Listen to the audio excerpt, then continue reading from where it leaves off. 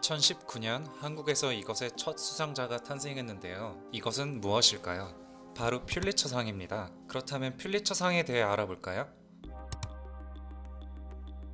언론인들의 노벨상이라고 불리기도 하는 퓰리처상은 1917년 신문왕이라 불린 헝가리계 미국인 조지프 퓰리처가 남긴 유언에 따라 50만 달러의 기금으로 만들어졌습니다. 매년 4월 수상자를 발표하고 5월에 시상식을 하고 있습니다. 당연히 매해 퓰리처상으로 선정되는 수상작들을 보면 그 해에 어떠한 일이 있었는지도 얼추 파악할 수가 있습니다. 작년인 2020년에는 역시 홍콩의 시위가 큰 이슈였죠. 그렇다면 퓰리처상으로 선정되는 기준은 무엇일까요? 언론인으로서 어떠한 영향을 사회에 주었는지, 즉 현재와 미래의 기자들에게 탁월한 보도란 무엇인가에 대한 모범을 보여주는 것이 중요합니다. 사회에 영향을 준다는 것은 무슨 의미일까요? 유명한 퓰리처상 수상작들을 함께 보시면서 얘기해 보겠습니다. 한 번쯤은 보았을 법한 아주 유명한 사진이죠. 케빈 카터의 1994년 수상작인 독수리와 소녀입니다. 이 사진은 당시 수단이 겪고 있던 극심한 기아로 인한 고통과 참상을 극적으로 나타내며 뉴욕타임스에 실렸습니다. 소녀의 안위를 걱정하는 수많은 독자들의 편지가 신문사로 폭주하며 엄청난 반향을 일으켰습니다. 그로 인해 케빈 카터는 1994년 퓰리처상을 수상하게 되었습니다. 하지만 대단했던 반응만큼 케빈 카터는 엄청난 비난도 들어야만 했습니다. 도대체 왜 소녀를 먼저 구해주지 않았나? 그렇게까지 해서 사진을 먼저 찍었어야만 했는가? 위험에 빠진 소녀를 먼저 구하지 않고 방관한 그도 독수리와 다를 바가 없다. 이와 같은 반응과 함께 이 사진은 뉴스 사진의 윤리를 따질 때 가장 많이 이용되었습니다. 사람의 생명과 사진 보도 중 어느 것이 더 우선인가? 라는 주제에 빠지지 않고 등장한 사진이기도 하며 아직까지도 퓰리처 수상작의 어두운 이면이라 회자되기도 하는 작품입니다. 결국 케빈 카터는 수상 약 3개월 후인 1994년 7월 28일 가족과 친구들에게 유서를 남기고 33살의 나이에 스스로 목숨을 끊었습니다.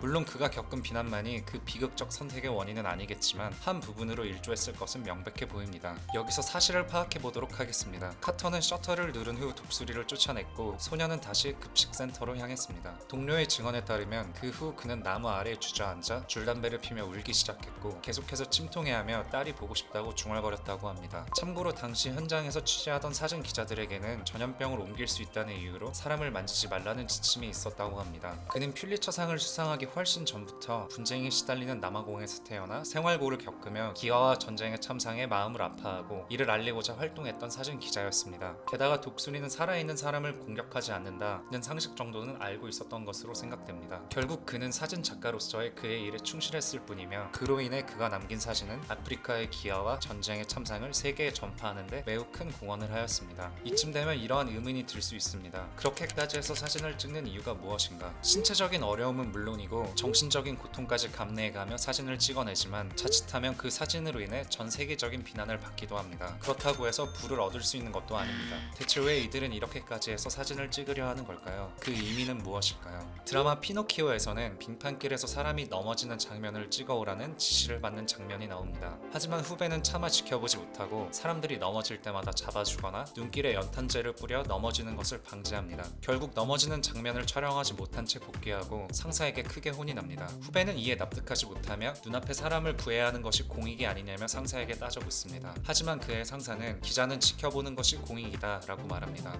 그걸로 뉴스를 만드는 것이 공익이고 그 뉴스를 구청 직원이 보게 만들고 대통령이 보게 만들고 또 온 세상이 보게 만드는 것이 기자의 공익이다. 너희들이 연탄 두세 개 깨는 동안에 빙판길 뉴스를 만들었으면 제설함이 설치되었을 것이고 사람들은 집 앞에 눈을 치웠을 것이며 주머니에 손을 넣고 다니던 사람들은 넘어지지 않기 위해 주의했을 것이다 라고 합니다. 또한 최근 유퀴즈 온 더 블럭에는 전 세계 23개국을 돌아다니며 한국 전쟁에 참전했던 용사들을 찾아가 무료로 사진을 찍어드리는 프로젝트를 진행하고 있는 사진작가 라미가 출연하여 화제가 되었습니다. 그는 69년 전에 이미 지불하셨습니다 라는 영상으로도 많이 알려져 있습니다. 누군가는 꼭 해야만 했던 일이고 너무나 좋은 일이지만 본인의 사비를 털어가면서까지 수익이 나지 않는 일을 계속해서 하고 있는 그에게 이런 질문이 생길 수밖에 없습니다.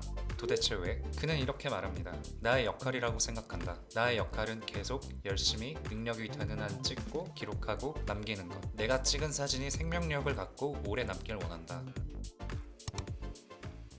위의 이야기들을 통해 우리는 이와 같은 결론을 도출해낼 수 있습니다. 사진을 통해 전 세계의 이야기를 효과적으로 전달할 수 있다. 사진은 현 시대를 살아가는 사람들과 다음 세대까지 이야기를 전달해주는 가장 효과적이고 큰 수단이다. 이것이 사진 작가들이 그렇게까지 힘들게 사진을 찍으려는 이유, 즉 그들의 듀티인 것이 아닐까요?